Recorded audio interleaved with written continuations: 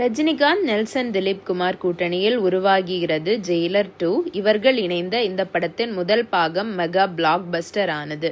அதன் காரணமாக இந்த படத்தின் மீது எக்கச்சக்க எதிர்பார்ப்பு எழுந்திருக்கிறது. இதிலும் முதல் பாகத்தை போலவே பல மொழிகளிலிருந்து ஸ்டார்கள் நடித்திருக்கிறார்கள். இந்நிலையில் அந்த படத்தின் ஷூட்டிங் ஸ்பாட்டில் எடுக்கப்பட்ட வீடியோக்கள் லீக் ஆகியிருப்பது தொடர்பாக படக்குழு கடுமையாக எச்சரிக்கை விடுத்திருக்கிறது. பாபா படம் தோல்வியடைந்த போது எந்த மாதிரியான பேச்சுக்களை சந்தித்தாரோ அந்த அளவுக்கு பேச்சுக்களை தர்பார், அண்ணாத்த ஆகிய படங்களின் போதும் சந்தித்தார் ரஜினிகாந்த். ஒரு கட்டத்தில் அவரது சூப்பர் ஸ்டார் நாற்காலியே விவாத பொருளானது. ஒரு பக்கம் விஜய் ரசிகர்களோ இனிமே விஜய் தான் சூப்பர் ஸ்டார் என்று கொக்கரித்தார்கள். மறுபக்கம் திரை ஆர்வலர்களோ ரஜினியால் இனி எழவே முடியாது என கணித்தார்கள். இப்படிப்பட்ட சூழலில்தான் நெல்சன் திலீப் குமார் இயக்கத்தில் ஜெயிலர் படத்தில் நடிக்க கமிட் ஆனார். ஏற்கனவே பீஸ்ட் படத்தை இயக்கி மோசமான நிலைமையில் இருந்த நெல்சனை நம்பி ரஜினி சென்றதையும் விமர்சித்தார்கள்.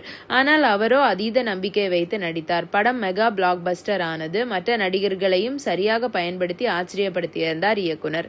படம் மெகா பிளாக் பஸ்டர் ஆகி விமர்சித்தவர்களின் வாயே பதம் பார்த்தது. உலகம் முழுவதும் 700 கோடி ரூபாய் வசூலித்ததாகவும் சன் பிக்சர்ஸ் நிறுவனம் அறிவித்தது.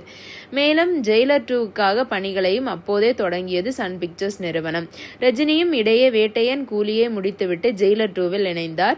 படத்தின் ஷூட்டிங் கிட்டத்தட்ட முடிந்துவிட்டது. இன்னும் சில நாட்கள் மட்டுமே இருப்பதாக தெரிகிறது. இந்நிலையில் ஜனநாயகன் திரைப்படம் லீக்கான அதிர்ச்சியே அடங்காத நிலையில் ஜெயிலர் 2 படத்தின் ஷூட்டிங் ஸ்பாட்டில் எடுக்கப்பட்ட வீடியோவும் லீக் ஆகியிருக்கிறது. அது குறித்து படக்குழு தரப்பில் எச்சரிக்கை விடுத்து அறிக்கை வெளியிடப்பட்டுள்ளது. அந்த அறிக்கையில் ஜெயிலர் படப்பிடிப்பு தளத்தில் எடுக்கப்பட்ட வீடியோ ஒன்று சோசியல் மீடியாவில் பரவி வருகிறது குறித்து உங்கள் கவனத்திற்கு கொண்டு வருகிறோம். எங்கள் ஆன்டி பைரசி குழு இந்த நிலைமையை தொடர்ந்து கண்காணித்து வருகிறது.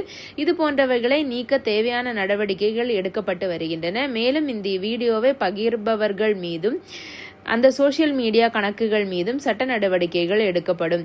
மீடியா நண்பர்களும் ரசிகர்களும் இந்த வீடியோவை ஷேர் செய்யாமல் இருக்க கேட்டுக்கொள்கிறோம். இல்லையென்றால் உங்கள் சமூக வலைதள கணக்குகளும் முடக்கம் செய்யப்படும்.